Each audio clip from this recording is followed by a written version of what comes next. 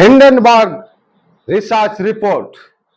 আপনি ব্যাকডেটে চলে যান, গত 1.5 বছর আগে যখন আদানি গ্রুপ পিকআপে ছিল, তখন এই হিন্ডেনবার্গ রিসার্চ রিপোর্টের একটি রিপোর্ট এসেছিল।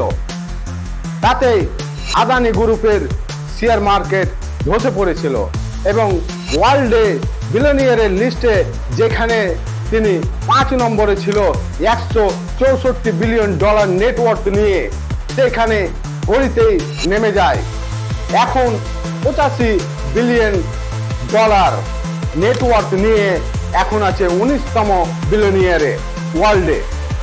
কথা হলো, এই হিন্ডেনবার্গ দাবি করেছিল যে আদানি গ্রুপ তার শেয়ার মার্কেটকে ইললিগাল ভাবে বাড়িয়ে দেয়।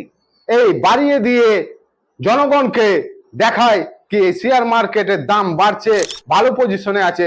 যখন সাধারণ মানুষ কিনতে যায়, কিনে তখন তারা বেচে বেরিয়ে যায়। এইভাবে ফ্রডের দাবি করেছিল হিন্ডেনবার্গ রিপোর্ট গত 1.5 বছর আগে।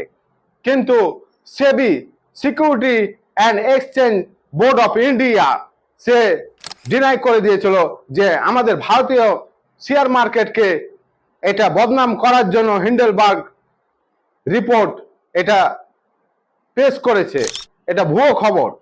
তারপর আমাদের ভারতের সুপ্রিম কোর্টও খারিজ করে দিয়েছিল এই মামলাকে। তারপরে ধামাচাপা থেকে গেছিল এই খবরগুলো। কিন্তু গত শুক্রবার 10 তারিখে হিন্ডেনবার্গ রিসার্চ রিপোর্ট আবার রিপোর্ট পেশ করে সেবির বিরুদ্ধে। সেবি চেয়ারপারসন যে আছে মাধবী পুরী বুচ, তার বিরুদ্ধে অ্যালিগেশন লাগায় যে আদানির সঙ্গে এই মিলে আছে, আদানির শেয়ারে এর অংশীদার আছে। তার স্বামী ধবল বুচ, চেয়ারপারসন মাধবী বুচের স্বামী ধবল বুচ, এর পিছনেও আদানির হাত আছে নাকি বলে হিন্ডেনবার্গ রিপোর্ট আপনার এলিগেশন লাগায়। যিনি সেবির চেয়ারপারসন আছে মাধবী পুরী বুচ, সেবি কি কাজ করে? Security exchange board of India. আমাদের স্টক এক্সচেঞ্জ আছে যেটা বম্বে স্টক এক্সচেঞ্জ এবং এনএসসি ন্যাশনাল স্টক এক্সচেঞ্জ, দুটি স্টক এক্সচেঞ্জকে মনিটরিং করে যেন ইনভেস্টরের পয়সা মারা না যায়, তার জন্য সে নজরদারি রাখে। কিন্তু যে নজরদারি রাখে সেই যদি চোর হয়ে যায়, তাহলে জনগণ যাবে কোথায়? হ্যাঁ, এইরকমই অ্যালিগেশন লাগিয়েছে মাধবী বুচের বিরুদ্ধে হিন্ডেনবার্গ রিপোর্ট। তিনি বলেছেন এই আদানির গ্রুপের অফশোর্সে যে মরিশাস, সিঙ্গাপুর এইসব টাকার ট্রান্সফার হয়ে আসে, তারপর আদানি গ্রুপের শেয়ার কেনা বেচা হয়। এই সেবির চেয়ারপারসনের বিরুদ্ধে যে অ্যালিগেশন লাগিয়েছে এই হিন্ডেনবার্গ রিপোর্ট, সে শর্ট সেলিং করে, ইউএস এর শর্ট সেলার।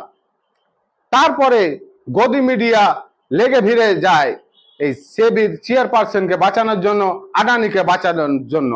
কিন্তু তৃণমূল কংগ্রেস, আপনার কংগ্রেস পার্টি এবং শিবসেনা পার্টি এবং কংগ্রেস পার্টির জয়রাম রমেশ, তিনি দাবি করেছেন জেপিসি, জয়েন্ট পার্লামেন্টারি কমিটি, এই কমিটি গঠন করে সঠিক তদন্ত করে বের করা যে আদৌ কি যে হিন্ডেনবার্গ রিপোর্টে দাবি করছে চেয়ারপারসন মাধবী বুচের বিরুদ্ধে, এই দাবি কি সত্য, তাই যাচাই করার জন্য বিপক্ষ পার্টিগুলো বলেছে যে জেপিসি গঠন করে এর সঠিক তদন্ত করা।